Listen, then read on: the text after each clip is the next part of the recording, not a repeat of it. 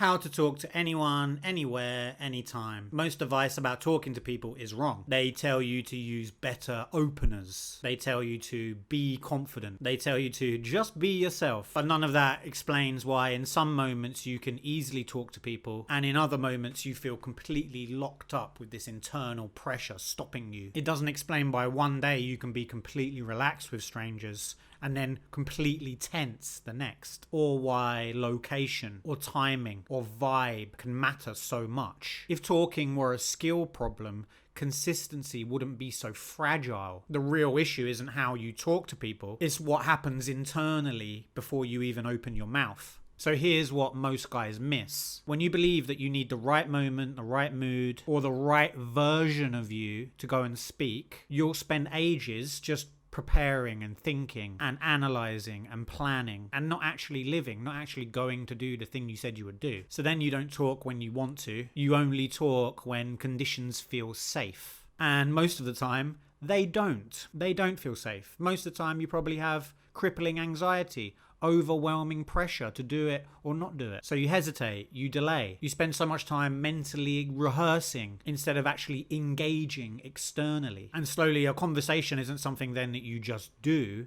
It becomes something that you constantly think about. And then going to talk to people anywhere, anytime, any place becomes impossible. And it's not because you lack a social skill, it's because your mind is too busy managing you. And I know this loop very well. I used to live in central London. I'd spend hours walking around with the intention to do day game. And it felt like I was putting in the right amount of effort, like I was finally putting myself out there, doing what I needed to do. But internally, most of my energy was spent deciding whether to do it or not. Every approach or interaction became a calculation. Every woman I spoke to became some kind of test to do it right. And then every time I didn't do it, it became a moment of massive self-criticism because I've been putting all of this effort in. So then when I did speak to people, I would play it back in my mind and analyze it. And then if I didn't speak to people, I would attack myself for it. So you can imagine that this became completely non-natural. It was this constant internal mental tug of war that was going on. And then the more meaning you apply to this, the harder it becomes. I know this sounds familiar because a lot of the guys I've coached over the years have this problem, the pressure that they're putting on themselves. And guys normally think the reason that they struggle is because they don't know what to say. But the real struggle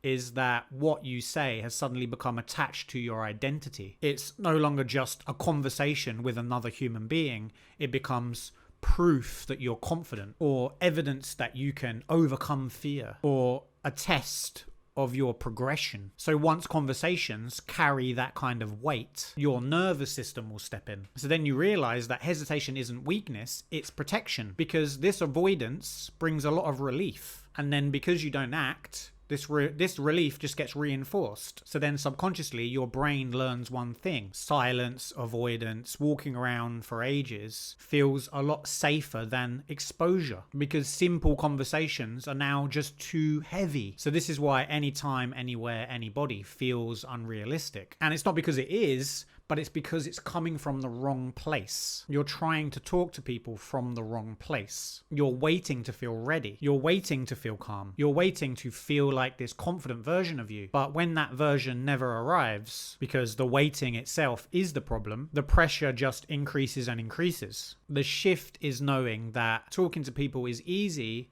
when it doesn't say something about who you are, when it's no longer a performance, when it's no longer a way to fix yourself or prove something to yourself. And that shift doesn't come from approaching more. It doesn't come from more effort. It doesn't come from trying harder. It comes from stopping the internal rejection of the part of you that's scared. It comes from realizing that that anxious part of you isn't something to push away or overcome or get rid of. It comes from dropping that internal fight. And you'll notice there'll be a big shift in how you view talking to people when you drop that internal fight. Because now there's nothing to prove. There's no longer something to measure yourself to. It's just a conversation. And this isn't because you suddenly become fearless. It's because you've changed your relationship to fear.